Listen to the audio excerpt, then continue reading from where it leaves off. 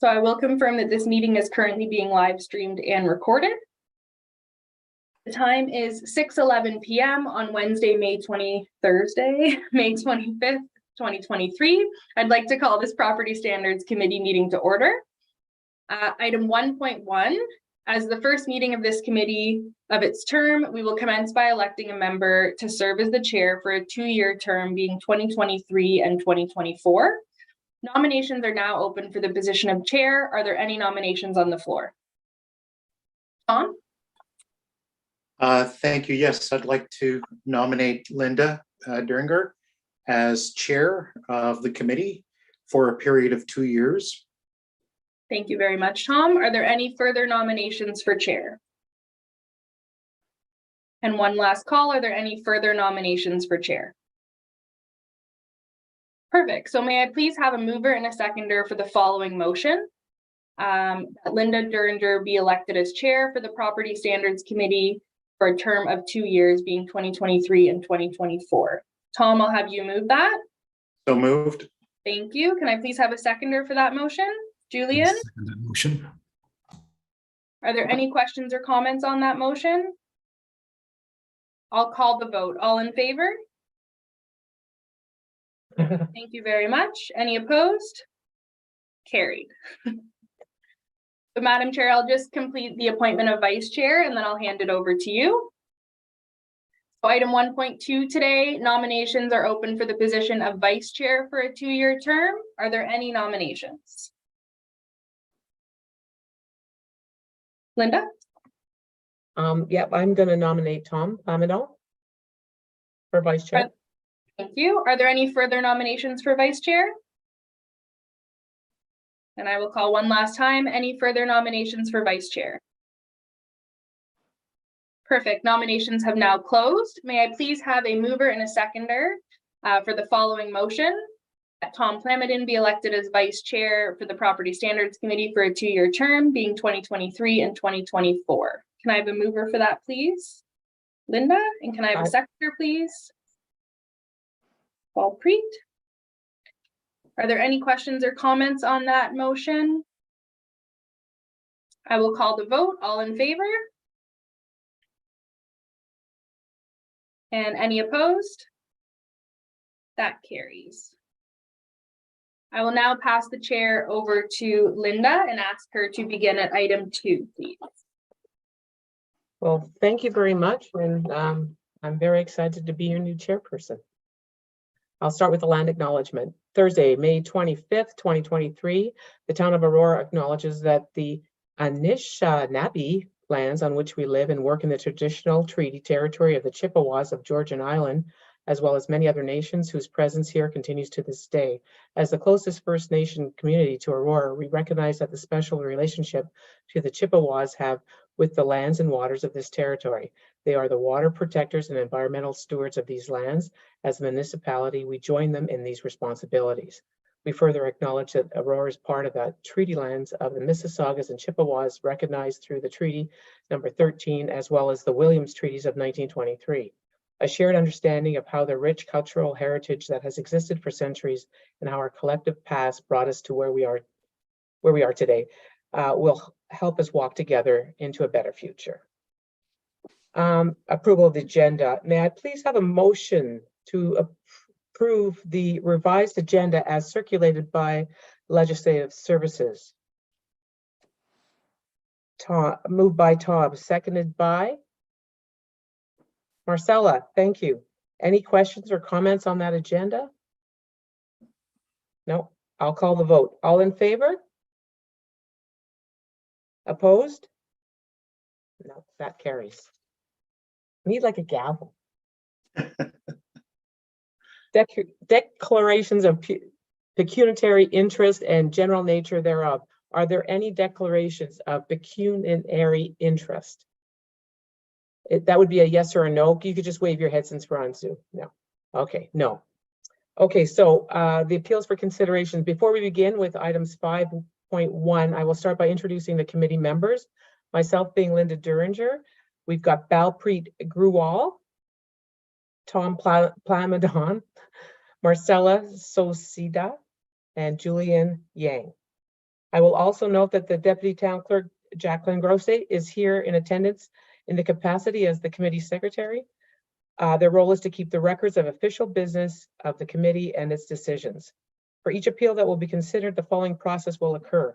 The town's case presenter will provide an opening statement and will then present evidence. The appellant will then have the opportunity to make a brief opening statement, which should outline the nature of their appeal and the relief being sought from the committee. They will also present their evidence. Any materials such as documents or photographs that the case presenter or appellant had submit to the committee for review, they have been marked as exhibits and are distributed in the distributed packages. The case presenter and appellant will have the right to make closing submissions, first by the case presenter and then by the appellant. Sorry. The final submission should include a statement of what each party is requesting of the committee with respect to the order. Following the closing submissions, the committee will then recess and deliberate the matter. The committee has the power to confirm, modify, or rescind the order. The committee may render a decision, or they may reserve its decision and provide it at a future date, or adjourn the matter to a future date. The decision of the committee will be sent to the appellant in writing and may be appealed by the appellant or the town within 14 days of receiving the written decision. Okay, so far so good. All right. 7.16 Conklin Crescent is in order to comply CE 20220809. Now I don't know where to go with that after the decision has been made. So, Madam Chair, as you outlined in the beginning intro there, you'll start with the case presenter. So you can call on our case presenter today, which is the manager of bylaw services. Okay, then I will do that. I will call on the case presenter, Alexander Ray, bylaw services, to make his presentation. Good evening, Madam Chair, and Point of order. Yes. Do we still, as a committee, swear the case presenter and the appellant in to the town? Yeah, we can. Yep. I don't You have a have script for that. No, I do not. Tom, I do. I think. Does it matter who does that? Does it matter? No, I believe you're all able to do that. So if you'd like to swear in Alex today, that'd be great. Thank you. Perfect, thank you. Terrific. I'll just you have it here.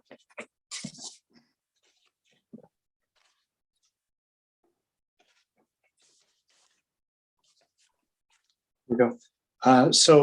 Alex, do you solemnly affirm that the evidence that you are about to present to this tribunal is the truth, the whole truth, and nothing but the truth to the best of your ability? yes, I do. Terrific. Thank you very much. Go right ahead. Thank you, Madam Chair and Deputy Chair, members of the committee.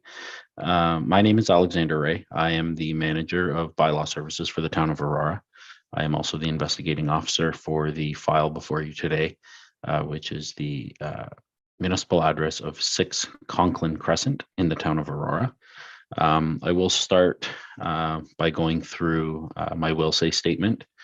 This includes my notes and an overview of the case before you. All of the additional documents are labeled as exhibits, and I will briefly touch on those as we go through the presentation. So to begin, Exhibit 1 is just a copy of the bylaw. So it's there for your information. It has been certified by the town clerk.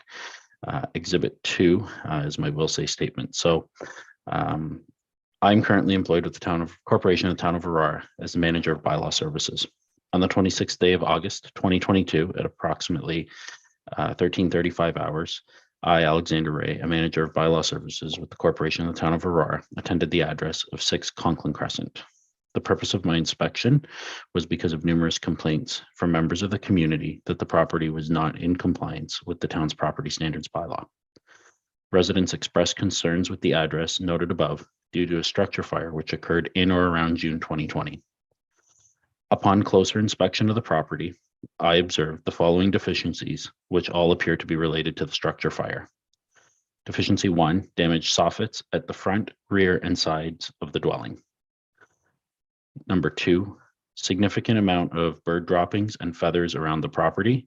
It appeared that the pigeons were entering and exiting through the holes in the soffits. Item 3, the windows were boarded up but did not conform with the provisions of the town's property standards bylaw, i.e. boarding was not painted. Item number 4, melted window frames, broken glass, and significant smoke damage. As a result, I photographed my concerns at the time of my inspection and proceeded to return to the office to generate the appropriate orders to comply. On the first day of September 2022, 2 orders were issued to the registered property owner. Both orders were served by way of registered mail, in addition to being placarded on the blue fence at the front of the property in clear plastic protective sheets. Neither of these orders were picked up from the post office, and the order issued under Section 15.2 of the Building Code Act was not appealed at that time.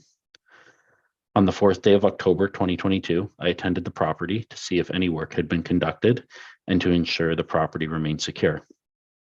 The property remained secured and did not appear that any work had commenced on the property.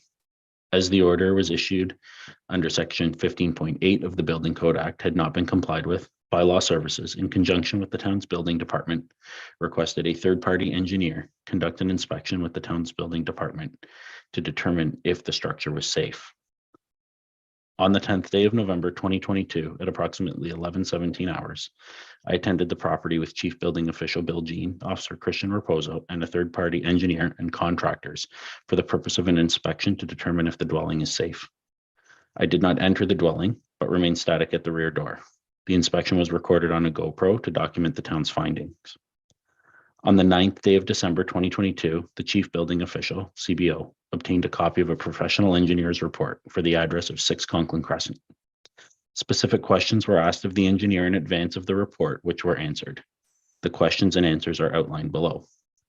The first question that was asked is the building in danger of immediate collapse or failure, or create some other immediate hazard to health and safety? The response we received was, inspection of the temporary shoring confirmed that the shoring is continuing to support the building structure. The building is not, in its current condition, prone to immediate collapse or failure under design load conditions. Second question, if building is not in immediate danger or collapse, does the building pose a hazard for future failure or collapse? Is there potential for continual deterioration of the building if left unremedied, and whether that would lead to failure or collapse in the future? The response received from the professional engineering company indicated that any temporary shoring system must be checked and maintained on a regular basis to confirm that the system is adequately performing. In this matter, the temporary support shall be inspected by the name of the private engineering firm prior to entrance of persons into the building. It is expected that the temporary shoring, if maintained, will provide support through the coming winter season. However, it is noted that these systems are not considered a permanent system. The roof remains principally intact. However, a number of breaches in the rear wall allow the entrance of precipitation, which can further deteriorate the structural frame. In addition, it is recommended that the building be provided with temporary heat, as failure of heat in the building may lead to a combination of vertical and horizontal displacement of the footings and foundation, elements due to frost development. At this time, the building does not appear to be maintained in a heated condition. Without active maintenance, further deterioration with eventual collapse is expected to eventually occur. The third question was, is it safe to conduct a repair on the building? Can repair to various items such as windows, roof, or other items that would need to be addressed to bring into a safe condition and compliance with various town bylaws and standards be safely conducted? The engineering firm stated that while the roof and second floor frame remain in reasonably good condition, the first floor frame was substantially consumed, with the rear kitchen floor bay being collapsed. The floor was constructed with manufactured I-joists, which in their experience sustain a loss of structural capacity in a fire condition much faster than conventional framing. At a minimum, repair of the dwelling would require removal and replacement of the entire first floor frame. Repair would also require removal and replacement of all interior finishes, insulation, and exterior brick finishes to address the smoke damage. The building was constructed in a platform style of construction where the superstructure, including the load-bearing interior and exterior walls, bear on the damaged floor frame. To replace the first floor frame while maintaining the framing above, extensive shoring would be required. In their experience, it is more practical and advisable and significantly safer to simply demolish the building to the top of the foundation, remediate the foundation, and reconstruct the building. Costs to temporarily support and repair the second floor and the remaining walls would likely exceed the value of the framing to be saved and would add significant time and expense to the restoration. It is also noted that the foundation would require temporary heat to remain salvageable. The first floor frame provides lateral resistance to the foundation walls. Removal of the first floor permits the walls to displace inward. This displacement will be exacerbated under freezing conditions. In their opinion, there is no value in attempting to repair the exterior walls, windows, or doors until the structural damage has been addressed. Question 4 was a recommendation as to how the building should be remedied. Is it financially and practically feasible to repair the building so that it could eventually be completely renovated and rendered usable for residential occupation? Can the building be salvaged, or does it have to be demolished regardless? Would it be more expensive and unpredictable to attempt to repair and renovate the building than demolish and rebuild?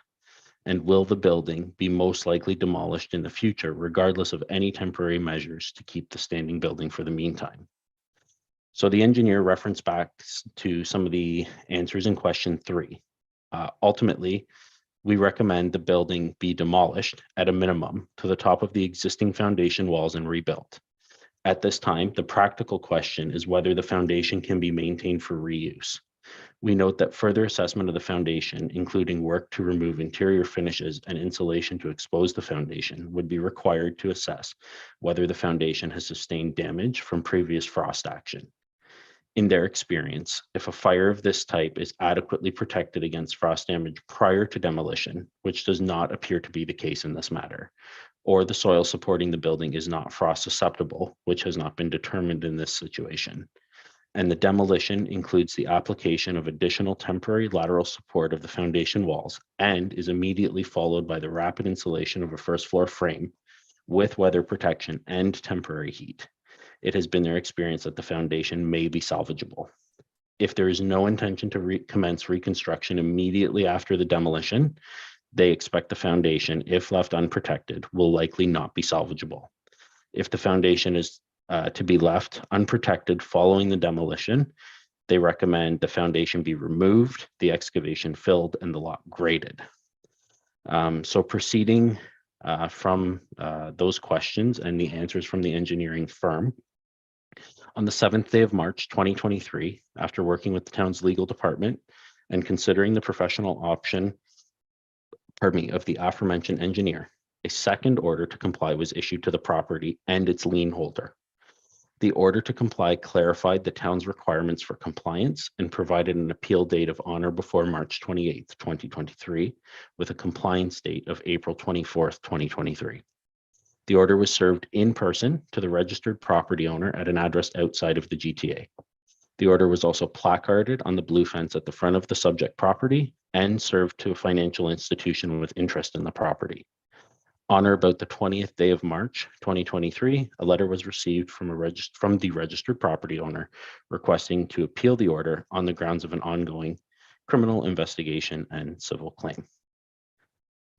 So that completes my verbal, explanation of the history of the property and the matter before you.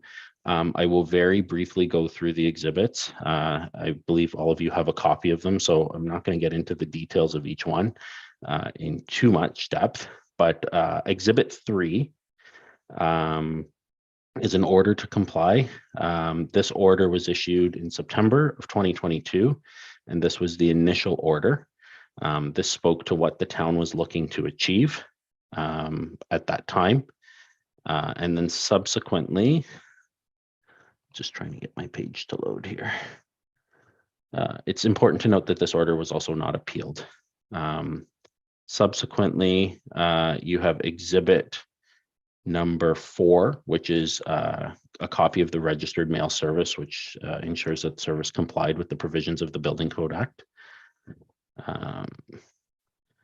Exhibit number 5 is an order to comply issued under Section 15(8) of the Building Code Act.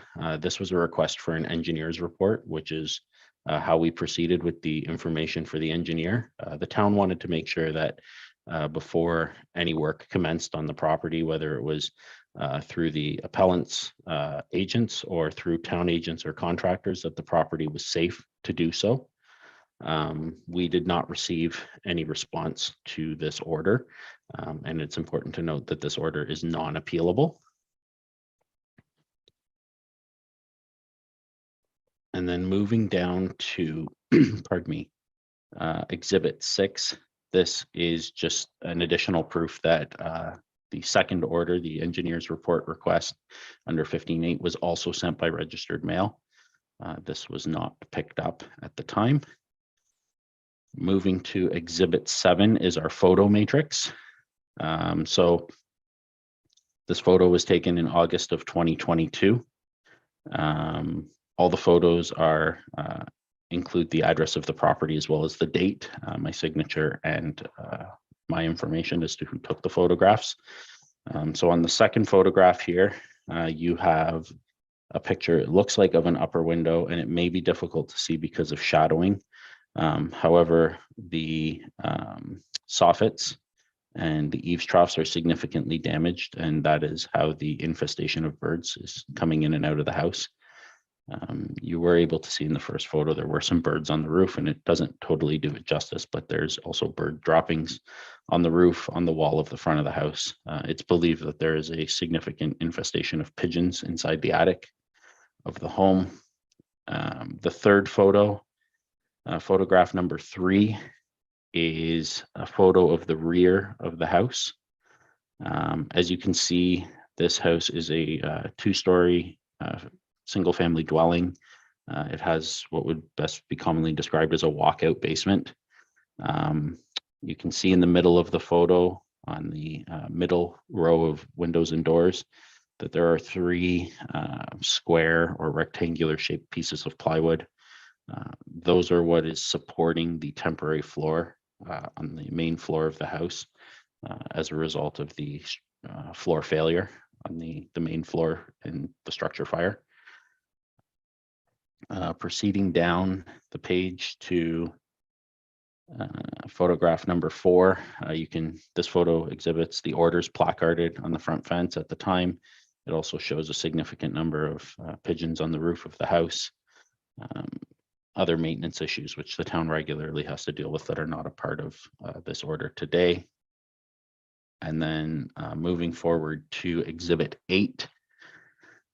This is a copy of the letter that was served in person as well as sent by registered mail to the registered property owner. This essentially was an advisory letter instructing the property owner that they should not enter or conduct any work on the building unless deemed safe by a professional engineer. And then a follow-up to that is going to be Exhibit number 9, which is the order before you today. And it would essentially be the second set of orders that's been issued against this property. And this order very explicitly requests that the building on the property has been subject to a significant damage caused by a fire and has not been demolished or repaired to its original condition. Damage that has been observed but is not limited to including melted and damaged windows,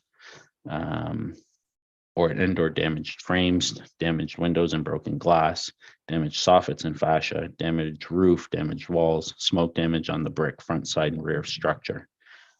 This is in accordance with Section 5.71 of the bylaw, which was Exhibit 1 in my presentation.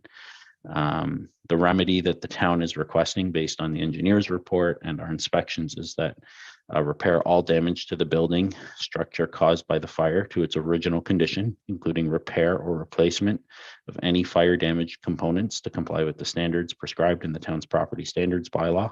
or have the site cleared of all buildings, structures, debris, and refuse, and leave the site in a graded and leveled condition. We're also requesting they ensure that no demolition work occurs without first obtaining a demolition permit from the buildings department. This order was issued on the 7th day of March with a compliance date of April 24th. As of last week, I attended the property. I did conduct an inspection to determine the status of the property, and there are no changes from the original inspection in August of last year and the second order that was issued in March of this year. The property does remain in the same state, and it is to the best of the town's knowledge that the recommendations in the engineer's report have not been adhered to at any point between the initial structure fire in 2020 to today's date. Lastly, you have Exhibit 10. And again, this is just proof that the order was also sent by way of registered mail to the registered property owner. This concludes my presentation for you today.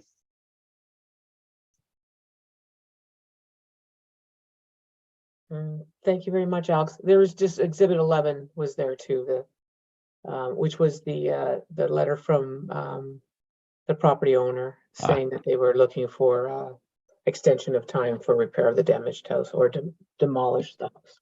Yes, and I actually, if I can retract that, this concludes my presentation for one moment, because there was also a video link that I forgot to mention as part of the evidence. Yep. That I would feel it'd be beneficial if it was shared, just to give some perspective to the committee as to the condition of the house. I think, yeah, so as a group, we'll watch that together for the 7 minutes. Yes, yeah, we can. I mean, it's up to the committee as to if they wish to watch the entire 7 minutes. It is submitted as evidence, so it is fully accessible for you to watch. The first probably 3 minutes are just me narrating what's going on and walking to the rear of the property and waiting for contractors. But we can start if the committee feels that they wish to, proceed in a different way. Then that's totally up to you as a committee. Okay, well then in that case, I'll ask the committee if everyone's in favor of watching the 7-minute video of the walkthrough of the property. If you want to raise your hand, or all in favor. I can't see the screen because it's being shared, so I can't see how many people are there. Oh, there we are. So, sorry, Marcelo had something to say? Yeah, no, that's fine. I've seen it, but definitely we can go ahead and watch it as a group. So, I've seen it as well. If everyone's seen it, I don't think we have to watch it unless Ellen wants to watch it. Okay. I agree. I agree. Seen, if the appellant hasn't seen it, it might be beneficial for them. And at the same time, I would ask the chair to, as the exhibits have all been submitted in a collective manner, I would just canvass the appellant to see if there are any objections to any of the exhibits that have been presented. Okay, that sounds, thank you for that suggestion. Can I ask Miss Susanna Hong, do you have any objection to any of the exhibits that were just presented by the Bylaw Services Manager of the Town of Aurora? Can you hear me okay? There we go. She was on. Hi, there you are. Do you have any objections to any of the exhibits that were presented by the Town of Aurora and by the manager of the Bylaw Services just previous, the 11 different links plus the videotape? 问你刚才讲的那些东西有没有什么意义之类的要讲，就是说有没有什么应该没有嘛哈？你跟他讲一讲。Okay. 过来。 So yeah, my mom doesn't speak English, so can I just speak for her? You sure can if you tell me what your name and address is, and then we'll go on with that. My name, okay, so yeah, I'm David, like which is her son. Yeah, like she doesn't speak English, so sorry about that. That's okay. Just your name and your address. Address, I mean the current address or the house address in Aurora? No, your current address. Just your name We're and currently in the 17 Isaac Drive in Springwater. Okay. And your Yeah. name is, your first name is? David. David, good, okay. Wait. All right, carry on, David. Yeah. So what's the previous question again? I wasn't paying Okay. attention. All the exhibits that were just presented by the manager of bylaw services that we just went through, that he explained all the pictures and he explained all the problems and the visits and everything. Do you have any objection to any of that? Do you? There's no objection. Yeah, no. Okay, you agree with everything that we just showed you is Yes. correct? Okay, super. Okay, thank you very much. Okay, so then we'll carry on from there then. I don't know what to do next, so I'm gonna So need help. Three, Madam Chair, I would now allow the committee members to ask the manager of bylaws any questions if they have them regarding his evidence. And then after that, you can move on to swearing in our appellant and allowing them to present their evidence today. Okay, all right, so let's go with the first one. Anybody on the committee have any questions that they would like to pose to Alexander Ray, our manager of bylaw services? I guess, can I go? Yeah. Oh, Tom. I'm not used to having to put my hand up. I don't know. All right. Yes. A couple of things. First, Alex, have there been, I sense that the first series of orders were not picked up by the appellant. Is that correct? That is correct. So following the first orders, this second order that we're referring to here as Exhibit 8, which is the March 7th, 2023 order, it states that, I guess it's on the first, second, third, fourth paragraph, the town intends to demolish the building on the property and have the property cleared of all building structures, debris, and refuse at the expense of the property owner, which would end up in a registered lien against the property. But prior to that, was there a demolition permit actually issued to demolish the property? I think I read that in the Yes. correspondence here. Yes, so through you, Madam Chair, I guess to provide a bit of background, the original structure fire was in approximately June of 2020. At that time, there was a demolition permit obtained through the town's building department. It was issued on behalf of a representative of the property. That demolition permit was never acted upon for unknown reasons. There's many unknown factors on the appellant side. As such, since the demolition permit was not acted on, the file became a property standards issue from a maintenance perspective, to which the town obtained the engineer's report and confirmed that certain, I guess, specifics based on that engineer's report have not been met, which is why the town is seeking demolition, basically to grade. Okay, and through the chair, so essentially then you are asking us to uphold the order as it appears as it reads in the letter of March the 7th, 2023, which would effectively at this point then just allow the town to go through the necessary legal steps to actually have the building in its current condition demolished. Is that correct? That is correct, yes. Okay. Okay, thank you. Any other members have any questions they'd like to pose? Julian? Through you, Madam Chair, I just wanted to ask whether, besides the letter from the appellant dated March 15th, 2023, has there been any other attempts at communication or correspondence from the appellant? Through you, Madam Chair, to Committee Member Yang. So initially, after the structure fire in June of 2020, the property owners were not locatable. In speaking to neighbors and trying to speak with the insurance company involved with this property, the information that was provided to the town, to the best of our knowledge, was that they were not in the country at that time. So attempts to communicate were difficult because I'm going to say the third parties were unable to share contact information that they had with the municipality due to their, I guess, respective privacy rules or, existing legislation that would prohibit them from doing so. Communication with the appellant really only began from a bylaw perspective. We're going to say earlier on this year.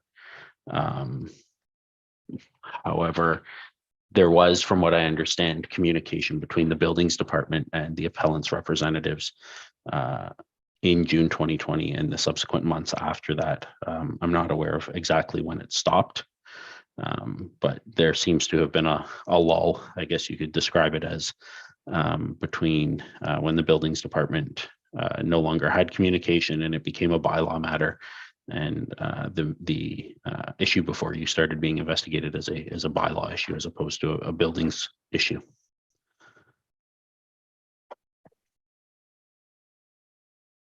Okay, thank you. Are you satisfied with that, Julian? Yes, thank you. So after the March 15th letter, there hasn't been an attempt from the appellant to indicate exactly, for example, how long they wanted an extension for? The only, sorry, through you, Madam Chair, to Committee Member Yang. So the only information that I have obtained was when I personally served the order on the appellant at their residence. I did have I would classify it a good conversation with them. And their indication was that they would hopefully need a couple months and they were going to try to resolve the issue. That would have been in early March 2023, around the time that the order was issued. To my knowledge, no demolition permits have been applied for or issued since that time in relation to the subject property. Thank you. Through you, Madam Chair, am I allowed to ask the applicant a question at this time? No. No, Okay. I not just yet. wanted to make sure that she's understanding everything because she met. I can elaborate if you want through you, Madam Chair. So Thank you. Julian, what we'll do is when we're done with questions to our manager of bylaws, we'll have the appellant present their information, and following their presentation, the committee members will be allowed to ask any questions of the appellant. Thank you. No problem. Those are my questions. Okay, thank you very much. Any other committee members have any questions for our bylaw services? All good, Marcella Valpreet? Okay. All right, we'll continue on then. I had the same question that Tom did. I just wanted to double check that between June, to you, Alexander, between June 2020, when the fire occurred, to basically August 26, 22, the town of Aurora wasn't involved in this at all. It just stood empty, waiting for the appellant to deal with it. It wasn't up to the town of Aurora to go in. I read somewhere in one of the bylaws that within 90 days, something needs to be done with any fire hazard of a home that has burnt or whatever. Just my question there. I don't have any documentation on that. Through you, Madam Chair. So during that time, the file was entirely with the buildings department. And it's to my knowledge that they were awaiting the appellant to demolish the home. And I believe that they do have the ability to rescind a permit. That is a fact. Oftentimes the town, in any case, will try and work with appellants or wait for them, understanding that it may take time to mobilize crews or obtain the necessary resources to conduct a repair. So I wouldn't say that it's uncommon to exceed the 90-day type period. But when complete lack of, I guess, response or action occurred, that's when it became a bylaw issue, and it was assigned to myself, the manager, in 2022. Okay, so that's when it was first brought to bylaw's attention that there was an issue even at 6 Conklin Crescent. Correct. Until then, it was with the town. Correct. We were dealing with other minor issues at the property, but they are not before the committee today. That's fine. Okay, all right, that was my question. Tom? Yeah, just a quick follow-up and more out of interest than anything. And I will be asking, I guess, the appellant the same question, but to Alex, given the nature of the fire, it was my understanding that the Ontario Fire Marshal had to conduct an investigation. To your knowledge, was the town made aware of that at the onset, like immediately following the fire? And if so, and again, to your knowledge, how long might that investigation have taken? Could that have taken a year? Which would obviously prevent anybody from doing anything until that's concluded. Through you, Madam Chair,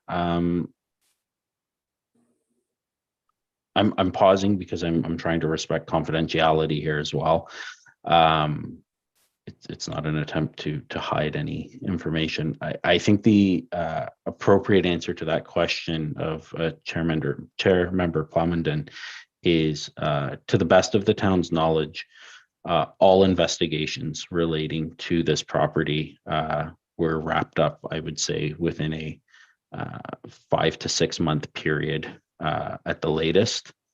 And that includes investigations by fire services, police services, OFM, Ontario Fire Marshal, and the insurance company. I would say that roughly that would be the timeline for no later than, I would say, December of 2020. 2020, okay. Yeah, because the fire occurred June 2020. Yeah. So I would say like November, December 2020. All of that information would have concluded to a point where there would be no delay, in my opinion. Through the chair, yeah, thank you very much. That would make sense then.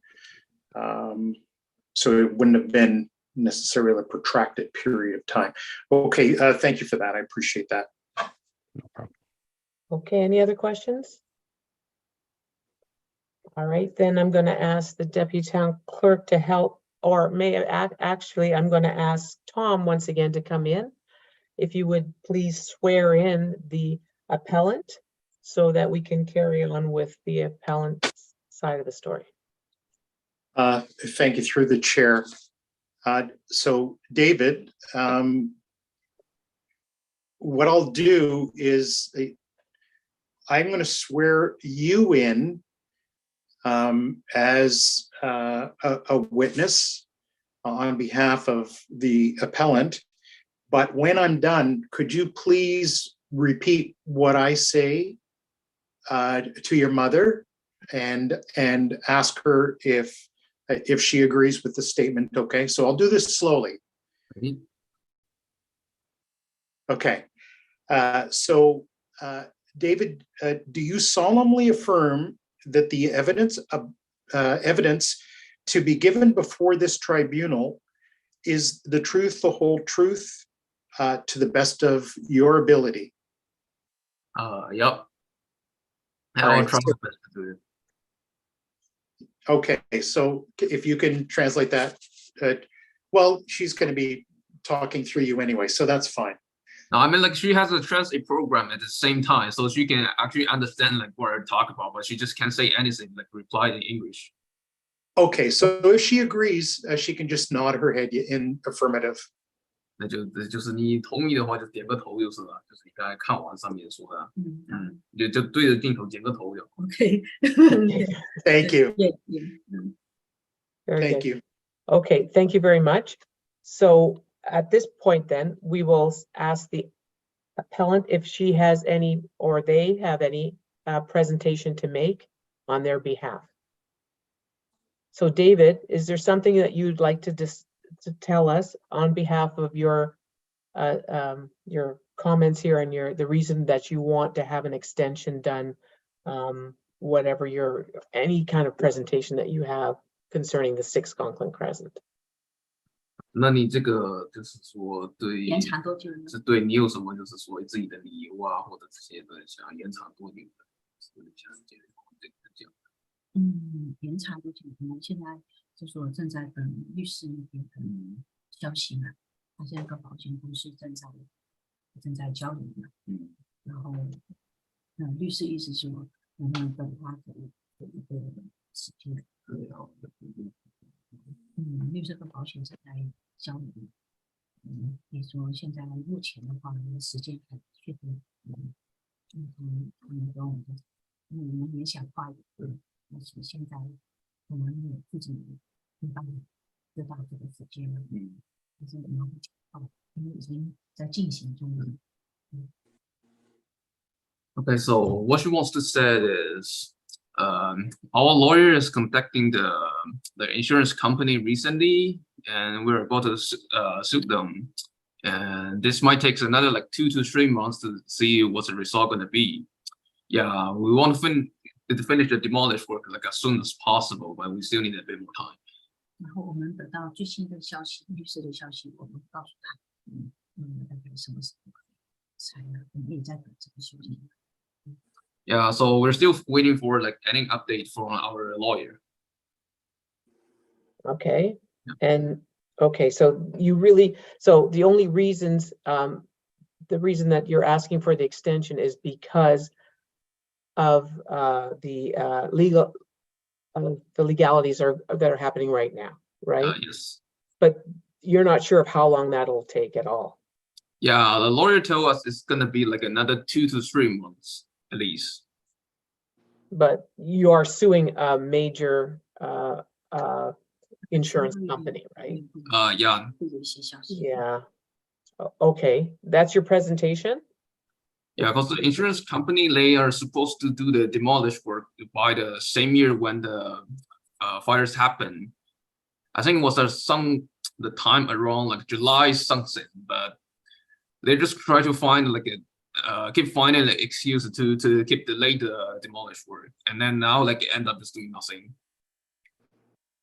Okay, so what you're saying is that they were going to demolish it. That's part of their insurance coverage and they haven't done that. Yes. Right, so, okay. So basically since June 2020, you've been negotiating with your insurance company to try to get someone to demolish this, or is this why it's very difficult because you're suing them on different reasons, but it's been, you only actually have the court documents. Am I supposed to talk now and ask these questions? No, you can go. Yes? Yeah, Yes. through you, Madam Chair, you're welcome to assist during their submission today. And then once you're done, you can open it up to other committee members. The only thing I would, if you don't mind, just interject with is we do have the one exhibit today. So if they just want to speak to that exhibit at all, we do have it available. And then you can just ask the committee members if they have any questions about that one exhibit today as well. Which is not the letter of extension, but is the one between Travelers Insurance and themselves. Correct. That's the Okay. only exhibit that they submit to the committee today. Okay, and so, okay, I'll just open that one up now. Yeah, the question the question I have with that was only filed in April of this year. April 20th, April 2023. To the claim that you made. And that's correct? There was not one previous to that in the last 3 years? No, it's supposed to be the same one, but insurance company, they just keep that denied like everything. Okay, so you were in negotiation with your insurance back and forth prior Yeah. to, okay, prior to this all along, and then you came to a standstill at April 11th, 2023, and decided to take legal action. Is that Yes. correct? Okay, okay. So, all right. I'm just struggling a little bit here to go next and just to open up. Okay, so I will do that. You have provided us with the legalities and you've provided us with your statement of claim as your evidence. Do you have anything to say about that form that you have that statement of claim between yourselves and the insurance company? Is there anything you want to say about that? I think everything is on the evidence that we submit. There's nothing to say. Yeah. Okay, all right, then I'm going to leave it at that. I will now open any questions to any of my fellow committee members. If they have, they will ask you as well. So we'll start with Tom. Thank you. So first, to Alex, is there any objection to Exhibit 1 on behalf of the appellant being submitted as evidence? I have no objections. Terrific, thank you. So a question to the appellant. So you're asking, just to confirm, you're asking this committee to grant a further delay of 2 to 3 months. Is that correct, David? Through the chair? Yeah, like around 2 to 3 months, so we can get a further update from our lawyer to see what's going on after. So just to be clear then, again, through the chair, you realize that if the committee were to grant you that delay, let's say 3 months, and the matter is not resolved, you would end up in a position where the town could then go ahead. Again, if we uphold the order and grant you a 2 to 3 month extension, that following that period, the town would then be in a position to take the action that it outlined in its letter of March the 7th. So you're aware of that? Yeah. Okay, and you're confident? Yeah, I was just gonna say, can you make sure your mother understands what Tom just said? 他就是说这个在出下来了。网站的，嗯，就是他说他如果他就是说他给我们就是说他们这些人同意再让我们3个月嘛，但是3个月后如果还是什么都没做，或者是说律师那边的问题没做的话，那市政府就会去做的这件事。就是可能会就是拆呀，什么花钱啊。那你跟他讲嘛，我们这个给我们一点时间，3个月内我们如果在3个月之间得到一些消息的话，我们是会再去他那边更新一下我们后面的一个是什么情况，然后我们再做因为不能说就一定了3个月之后我们没有问题的话，他们没有就是，因为这不是我们是保险公司那边的事情啊，不是我们的问题嘛，是保险公司在拖延事情嘛，我们也很被动。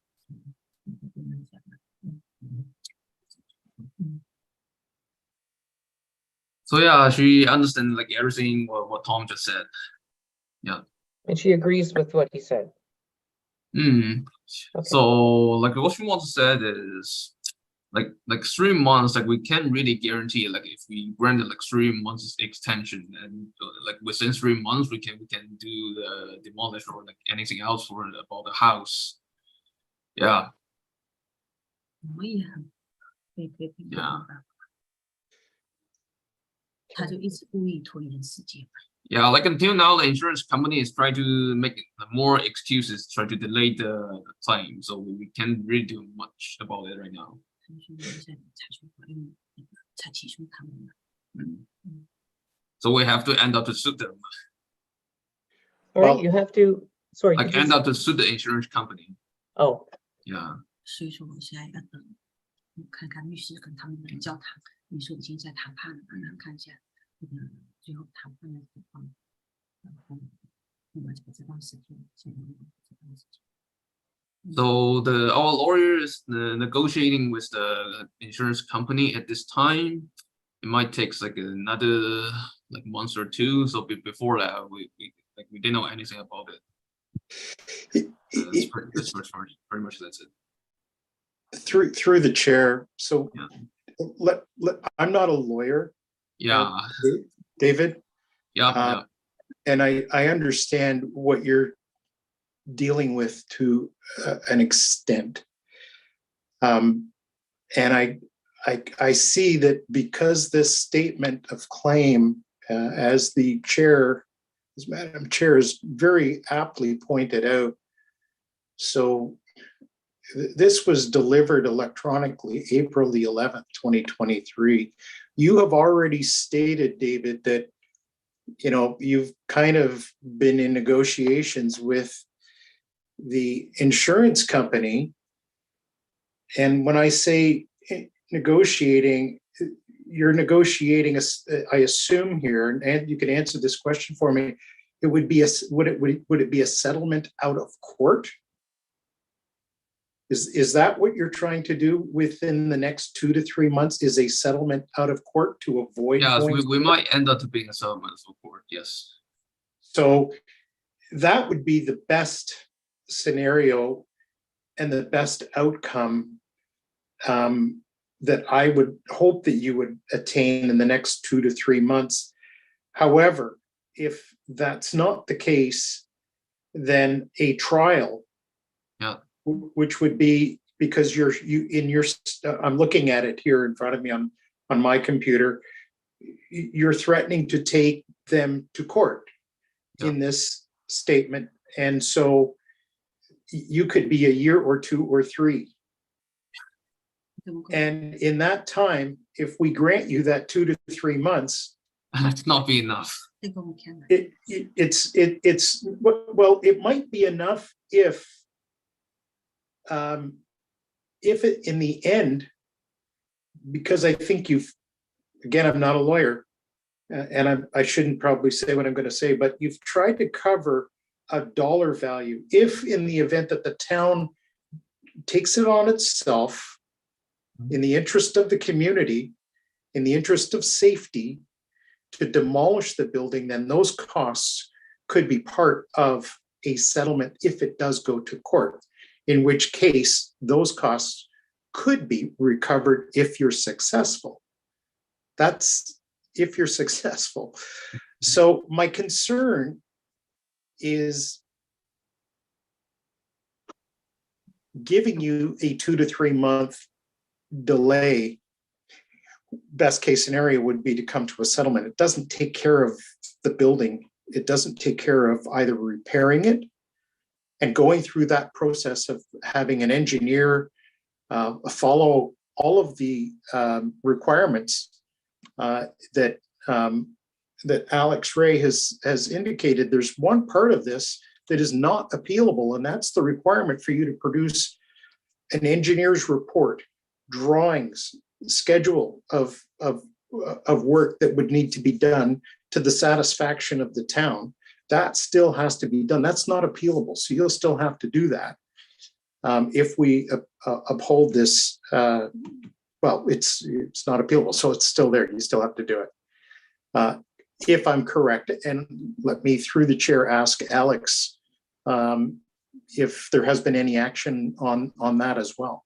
So through you, Madam Chair, to Committee Member Plamondon, the provisions outlined in the 15.8 order, which was the engineer's report, have been satisfied by the town by way of remedial action. So Essentially, what that means for the committee and the appellant is that the town hired a engineering firm on behalf of the property owner due to lack of response and non-compliance. The engineer report and inspection was conducted, and the related costs associated with that action have already been added to the property tax roll. Yes, okay. Thank you for that clarity. Then let me ask Alex again through the chair. Would there be any objection on the town's part if a 2 to 3 month extension were granted by the committee? Through you, Madam Chair, to Committee Member Plamondon. Ultimately, and I will get into this in my closing statements, the position of the town is that the order is confirmed as written. Okay. Thank you for the clarity on that, Alex. I appreciate it. And I think I'm okay. Thank you very much, Tom. Julian, your hand's up. Through you, Madam Chair. Thank you, Tom, for your detailed questions. But I'm still worried that the appellant isn't really following what we've discussed today. So through you, Madam Chair, I want to ask the Deputy Town Clerk with respect to procedurally, could we appoint David as an agent for the appellant? Or is there a way to confirm on the record that the appellant is following everything that's been discussed today? So through you, Madam Chair, just to confirm, Julian, by swearing in David today, we have allowed him to speak on behalf of the appellant. Is there something more specific that you're referring to as in following what we're doing today? So I just want to make sure that the appellant is heard today and that what we're saying is being communicated properly to the appellant. Yeah, so through you, Madam Chair, the town does not provide any interpreter services. So what we do in this scenario is if an appellant provides an interpreter for themselves, we swear in the interpreter, and as long as both the interpreter and the appellant are in agreement with the swearing in for the day, then we take it as the interpreter that they have provided is providing them with information from today's hearing. Okay, so just to clarify, David is acting as an interpreter. Correct. Not just a witness and not as an agent. Okay. Correct. So David is acting as or through you, Madam Chair, David is acting as an interpreter today. He is not the homeowner and he has not been sworn in as a witness. We do have a procedure for witnesses, but he was not a witness to any of this, any of the orders or the information that was provided from the town to our appellant today. Thank you for the clarification. Thank you. Okay, thank you very much, Julian. Marcella, sorry. Any questions that you might have? Yes, through you, Madam Chair. My question to the appellants is, have they had any outside contractor demolition crew quote them, maybe trying to see about getting this done outside of the insurance claim to try to expedite and be in compliance with the town bylaws? Does that make sense? Yeah, David, could you respond to that? Would you like her to repeat the question? Are you okay? Sorry, I have to just ask my mom first. Sorry about that. That's okay.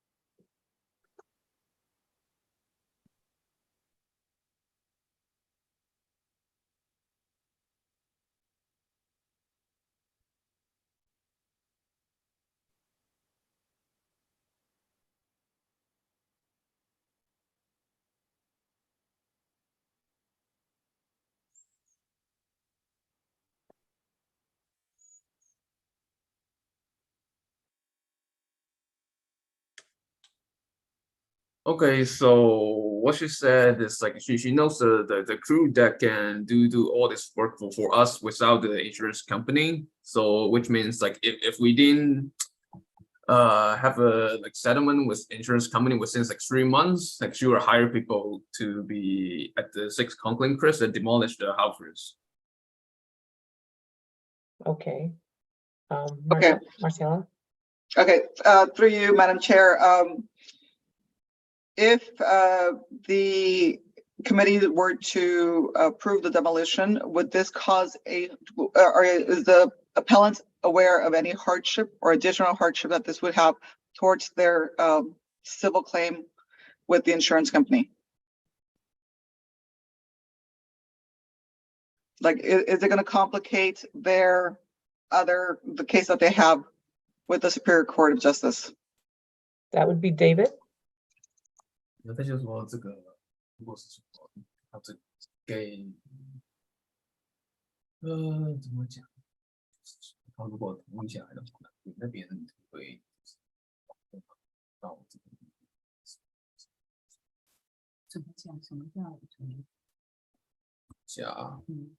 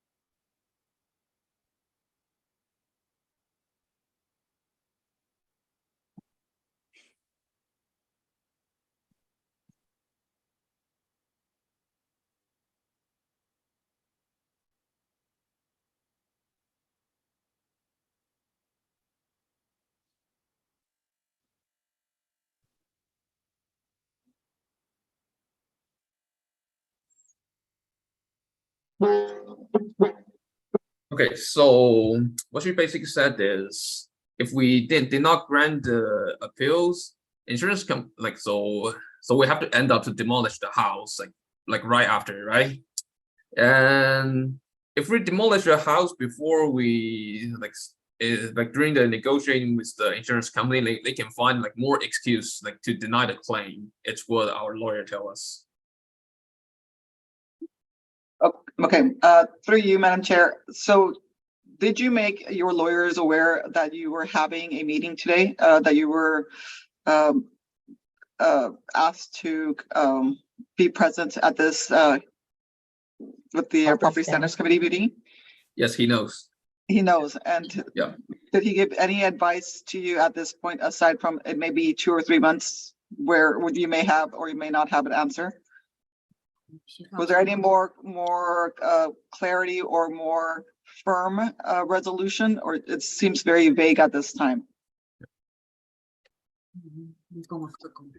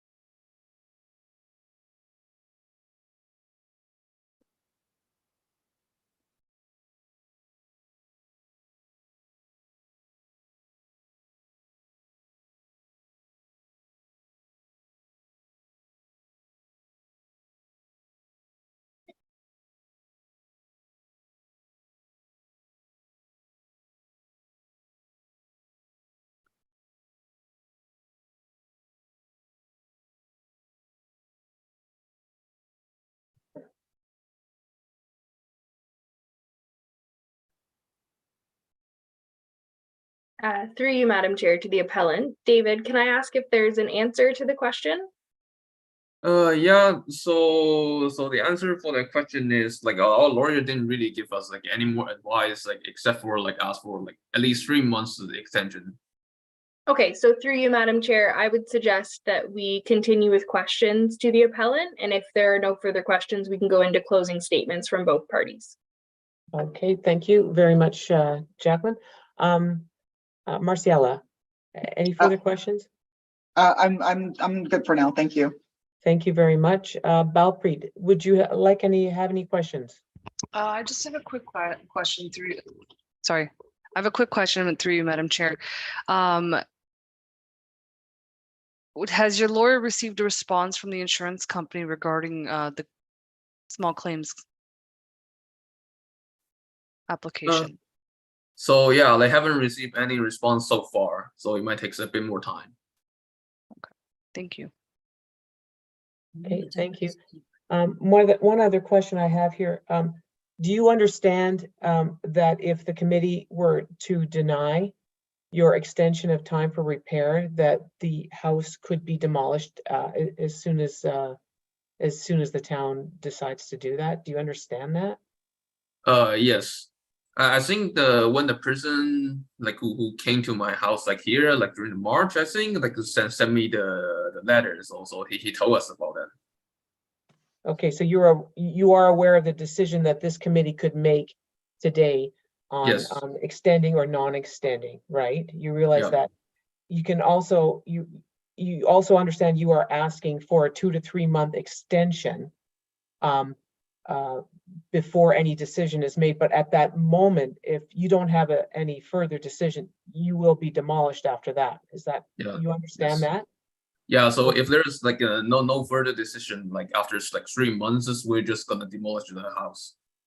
You will concede to do that. That wouldn't be a Yes. problem then. Okay, your lawyers are like, I realize that you've had this case outstanding for almost 3 years now, coming Yeah. on 3 years.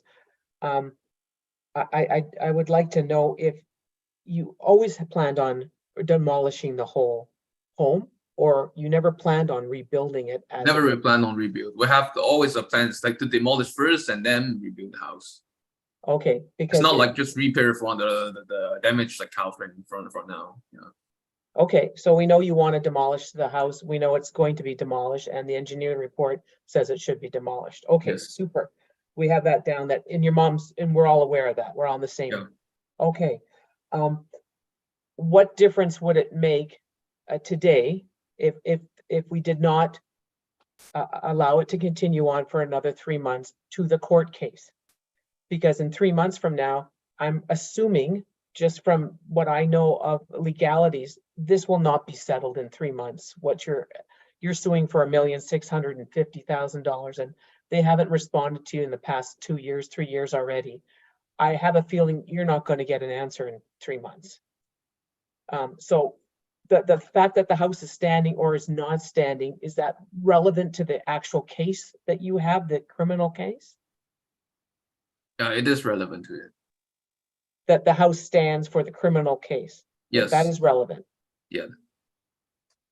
Even with photographs of the inside and all the documentation that is there? Like, it is documented what's inside the building and how it looks right now, and that will that not suffice for your criminal case? No, the criminal like investigation, like the police end them when I think it's around the November of last year. So like unfortunately, like they found a suspicious person, but for some reason they don't have like enough evidence, so they just can't cancel the court. So there's supposed to be a trial around March like 2022, but yeah, so there's like not enough evidence. So yeah. Okay. So they did not like end up to proceed the trial. All right, I just want to make that clear, that we knew what your intentions would be, that you understood what would happen, considering what our decision would be tonight, as if it would be now or 3 months from now. That's all. Yeah. You're quite aware. Okay, that's good. All right. I think if anyone has any more questions, otherwise we're going to go to last statements. Just one moment. Julian has his hand up. Go ahead, Julian.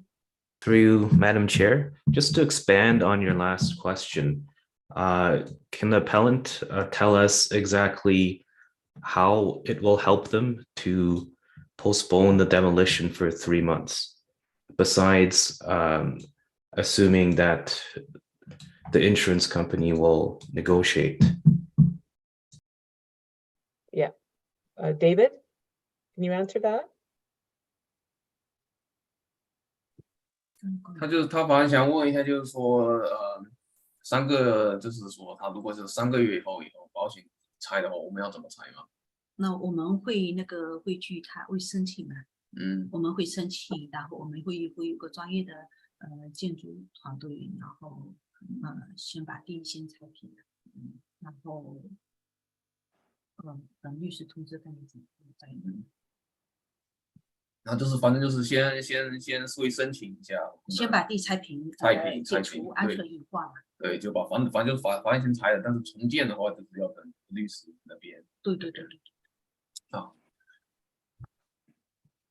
先安全一下嘛。So like what you said is, so after like 3 months, you're gonna like apply for the demolish permit first, and then like she's gonna like hire a team like to do demolish work for us. So just demolish the house first, and like if there's furthermore action about the rebuild the house, we will like contact with our lawyers, see if there's like anything going on, and yeah.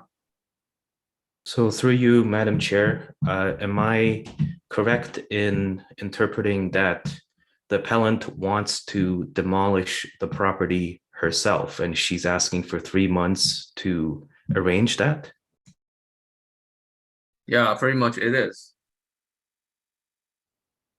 Oh, all right. Thank you for that. Can I just ask a question directly to bylaw to Alexander Ray? If the case comes up as this, would the town of Aurora take on the demolition if our verdict tonight would be no extension to this? And then would you in turn charge it to the roll again as you have in the past for the engineering? How does this work? Yeah, to you, Madam Chair. So if the order is confirmed tonight, my immediate I guess response would be to ask the property owner, the registered property owner, to try and submit a plan to take on the demolition themselves. That would be satisfactory to the town. Failing that, and the property owner not taking action, the town will proceed by obtaining quotes to demolish the property and add the costs of that demolition to the tax roll. It is also relevant to note, and this was going to form part of my closing statement, but it's relevant to your question, that at this time, the property taxes are well in arrears. So the town taking that action would further, I guess, complicate that situation. Okay, understood. Thank you very much, Alex. One more question from Tom. Tom? A quick question. Alex, through the chair, Alex, have the appellants stayed in communication with the town in terms of where they stood with the insurance company and the settlement at all through this whole process? Through you, Madam Chair, to Committee Member Plamondon, the answer to that question is, to my knowledge, no. The most communication that's been had in relation to this matter has occurred over, I would say, the last 60 to 75 days.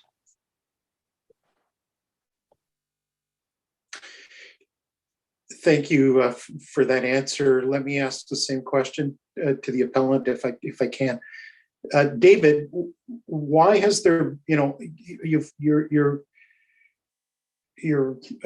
mother being the owner of the property, can you ask her why there was no communication with the town throughout this process? What would have been the hesitation in keeping the town in the loop on what's been happening.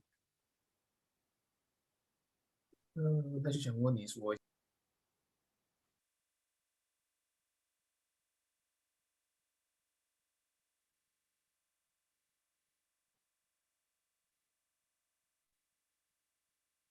Okay, she want to ask like, what do you mean by like communicate with town?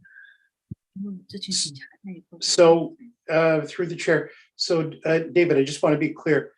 So it appears that throughout this whole process, going right back to the initial order, there has been no communication with the town of Aurora. Oh, you mean Following, the first order, right? yeah, since the first order. Okay, So- okay. So back in yeah, we, September- we are not currently like living Aurora or like any closer to them. So like we just not been there for like 2 years. Okay, so you didn't feel that there was a necessity to communicate with the town following the fire and the proceedings that were going on at that time? Am I Yeah, like correct? we were only communicating with the police. That's it. Okay, thank you. That answers my question. Thank you. Okay, thank you, Tom. Any other questions before we go to closing statements? All right. We're gonna go, Jacqueline, if this is correct, that we go back to bylaw services for any closing statements on behalf of the town of Aurora. Alex, if you go ahead, please. Thank you, Madam Chair, and to members of the committee. Ultimately, I thank you for hearing our presentation today. It is the position of the town that the order is confirmed as written. As the investigating officer and also as the manager of the department, I feel that generally speaking, there has been about 30 months of no action on the property. And really and truly action only started as indicated within the last 60 days or so once the order was served. I asked that the committee, when deliberating and considering their decision on this matter, also consider the fact that there are neighbors around this property and how this would impact you if you lived in this neighborhood and on this street. And most importantly, the engineer's report and the information provided to you today is very clear that certain conditions must be met. And to this point, they have not been met. The basement has not been heated throughout multiple winter months. The engineer's report did state that this situation as it is right now is more or less temporary to keep the house from collapsing, and that long-term action has to be taken on this property to avoid any potential collapse or further deterioration of this property. So I thank you for hearing my presentation today and considering the information before you. Thank you very much, Alex. Now I'll go back to you, David. If you have anything you'd like to say, the last comments you make before we make a decision on this. If you or your mom have anything you'd like to add or any closing statement at all.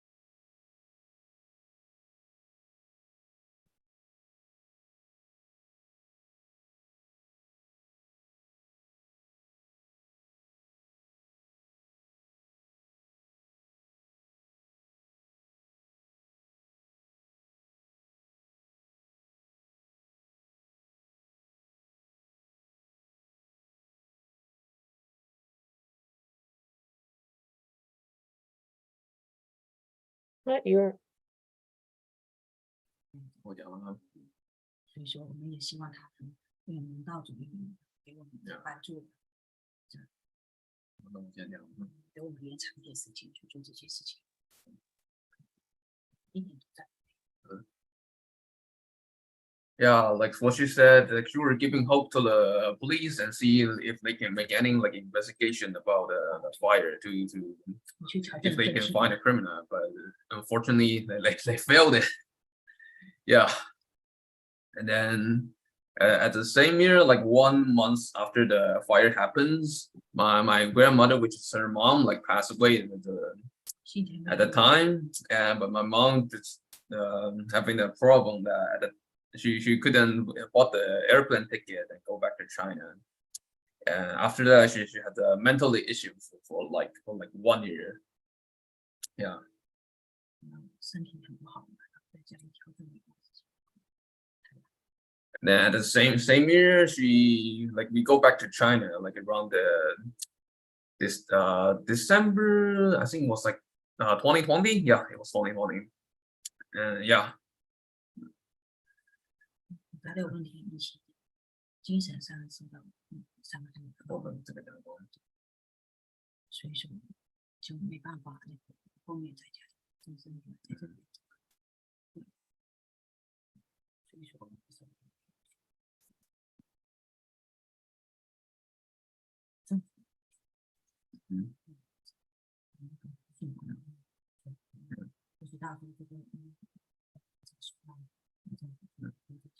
So yeah, after we go back to China and she having the mental problem at the time, like she doesn't know that we have to like negotiate or like talk to the town of Arola about the house. Yeah, that's pretty much that's it. Okay, I thank you very much. I'm sorry for what you have to go through, but that's understandable, but that's what you have to say. I thank you very much for that. To go on further, if anyone has any questions left. All right, then I'm going to ask Jacqueline if you would put us in a room together so we can discuss and come back and make a decision. Yeah, so through you, Madam Chair, I have a breakout room ready for our committee members. So our committee members will be placed into a breakout room. I will pop in to make sure that I record your decision correctly, and then you can come out and provide the decision to your appellant if you are ready to do so. So give me 1 moment. And just to confirm for everybody, the breakout room is not recorded or live streamed. So if you are left in the main meeting room, being our case presenter today and our appellant, you are welcome to leave your camera on or off during the recess in the breakout room. I will let you know when everybody has come back into the main meeting room to deliver a decision today. So our committee members, you should get a pop-up any second to join a breakout room. Please go ahead and choose that. And if you have any issues, I can assist. Perfect. So as I was saying, you can either leave your camera on or off. I will let you know when the committee members are ready for you. Thank you, everyone.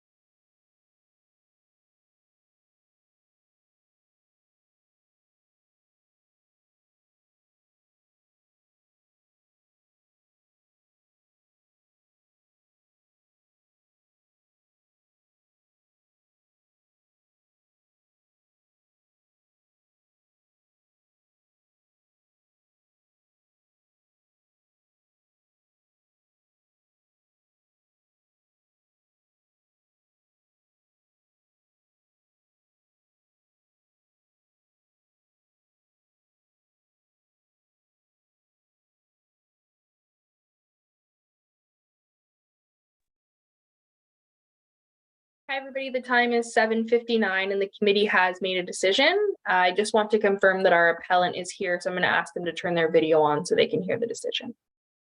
Perfect. Okay. Madam Chair, whenever you're ready. Thank you very much. On behalf of the Property Standards Committee, I would like to say that we will confirm the order as written. I will need, is that enough for me to say that we have confirmed the order? Yeah, so On through you, 6 Madam Conklin- Chair, we have a motion on the floor, I believe, to confirm the order as written for 6 Conklin Crescent, and we just need a mover for that motion today. All right. Yes, all in favor? So we need a Oh, mover for that, motion. motion, Linda. Thank you. A motion? Tom, thank you. A seconder? Valpreet, thank you very much. All in favor?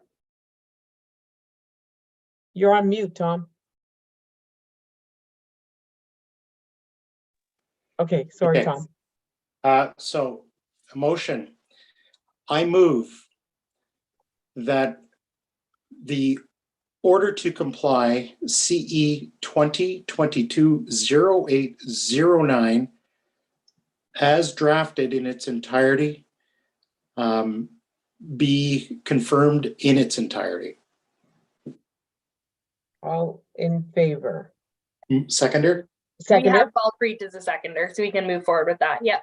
Okay, Valpreet is the seconder. All in favor? Okay, that carries. Now I will have a motion. May I have a motion to adjourn?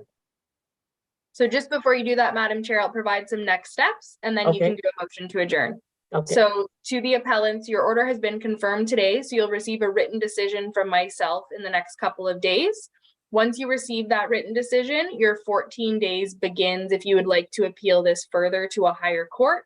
If you would like to appeal it to a higher court, please reach out to either myself or our manager of bylaw services, and we can provide additional information for those steps. Madam Chair, you can move forward with a motion to adjourn. okay, may I have a motion to adjourn, please? Valpreet, thank you. Second?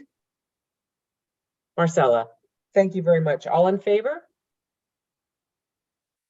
Okay, opposed? That carries. Meeting adjourned. Thank you very much. Thank you, for your- everybody. Have a Thank great you for night. your patience tonight with me too. I appreciate my first time out there, so thank you very Thank much. you. Great job. Thank you, Alex. Have a good Appreciate night. it. Bye-bye. Okay.